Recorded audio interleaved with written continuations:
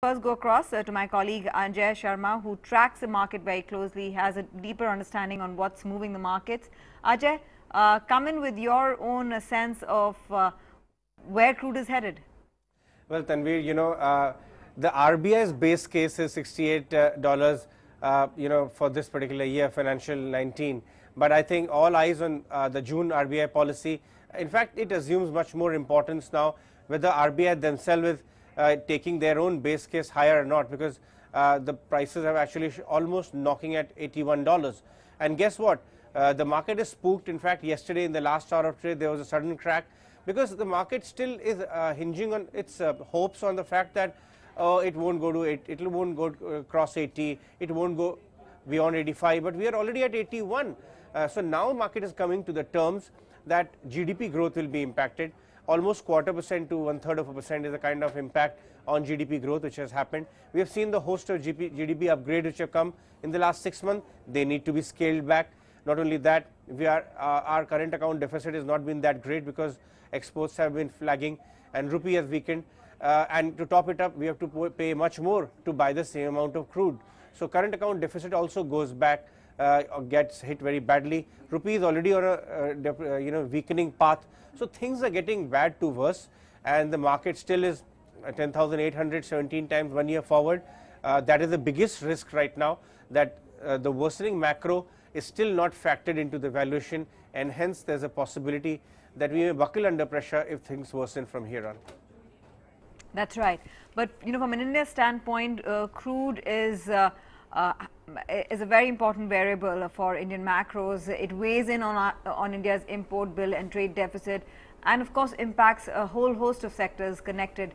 Pankaj joins us with that breakdown to really understand the impact on sectors as also stocks. Right. So, let's divide this, Tanveer, into sectors, and every company of this sector, would get impacted. Let's start with the paint companies first. About 30 to 40% of their entire raw material cost is directly linked to crude. It's not crude, but it's a crude derivative that we are talking about, and the prices directly get impacted by the change. Sometimes there is a lag effect, sometimes they pass on, sometimes they take a margin hit. So stocks to watch would be Asian Paints, Kansai Nerolac, as well as Berger. Shalimar Paint is also another paint listed company. Let's talk about aviation as well. Now, one would say that 40 to 45% of their entire entire fuel is direct cost, plus there is an indirect cost that comes in because of the impact that you see on dollar, and the point that Ajay was making, and that's why the total 55 to 60% of their direct costs are related to crude. So that's why the stocks to watch would be Interglobe Aviation, what happens to Jet Airways, what happens to SpiceJet, and of course some of the other unlisted players as well. Tire as a sector, we have been focusing in on this, and remember, it's one of the very, very heavy competitive sector, and that's why when you look at rubber, it's a direct derivative of crude prices, directly gets impacted, but however the changes happen with a 3-month lag.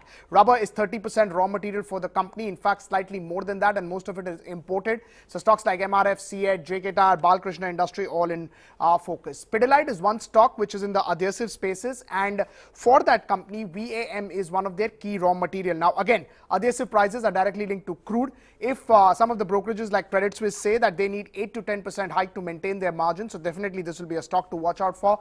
Oil marketing companies, we had a word with HPCL yesterday. Oil marketing companies have been in focus. Margins directly get sensitivity to changes with crude prices, and that's why margins may be volatile. There may be some uncertainty going into their margins, what happens going ahead. So that's the thing to focus on. However, there are some sectors, some stocks that do benefit as well. So a lot of companies have Middle East exposure directly to the projects. So names like Voltas, Thermax a little bit, L&T do get impacted by this. They would get more orders from the Middle East. ONGC, straight away higher realizations, higher gains coming in when crude prices go up. And a company like EIL India, Engineers India Limited, they make oil and oil projects here into India. So the expectation is that if prices go up, there would be more capacity addition, and that could benefit companies like EIL and Vedanta after the merger of Cain. Of course, the Cain portion is a producer of crude, and higher crude prices definitely help. Right, but it's important to understand, how crude's impact has kind of derailed sentiment historically. The then and now of the crude story is most pertinent, because that's where one can have a deeper understanding on why it is so important to look at crude at $80 in new light. Mubina joins in with that analysis. Mubina. Well, yes, $80, and it's reached this level after November 2014. What we've tried to do over here is essentially decode the context as crude stood, as the environment for crude and otherwise as well for the global markets stood back in November 2014 and what it stands at now. So what exactly are the dynamics we are looking at between November 2014 and now? Starting off, of course, just to give you a brief gist of what exactly was up with the markets. Global equity markets, for example, starting off with Dow Jones, we had November 2014, the Dow Jones was perched at 17,800. Now, of course, it's at about the level of 24,700. We had the Nifty, which was at 8,500 levels. Now, of course, it's at about 10,700 or thereabouts. So there you have it. This was the market scenario at that point of time. I want to talk about some stocks as well. How did these OMCs react to this entire topsy-turvy move for oil between 2014 and 2018? And of course, even upstream companies. So a BPCL moved from 250 to 391. We had HPCL moving from 130 to 320 rupees. We had a Reliance Industries which moved from 500 rupees to 950 rupees. But of course, there were other overbearing factors as well when it comes to Reliance. But ONGC, if I have to take, that one just saw a bit of a sloppy move from 253 to 189 rupees. The dollar index, again, we have seen quite a ride for the dollar index in the year 2018. But on a net basis, when the crude was at 80 in 2014, it was perched at 88, and now of course it's at 93.5. For India's CPI inflation, naturally we were in an era of very high inflation in fact touching even 8%.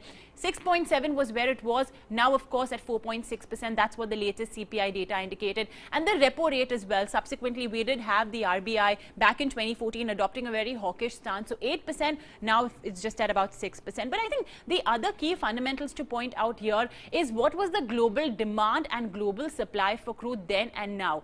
Both the columns, as you can see, have definitely increased. Demand has increased from 95 to 101.9. Supply as well has increased. But the gap between demand and supply, as you can see, has changed quite a bit. Inventory drawdowns, there was a drawdown back in November 2014 as well, but the quantum of drawdown has certainly increased in November 2018. This is of course US inventories. And finally, of course, the contentious issue being Iran output.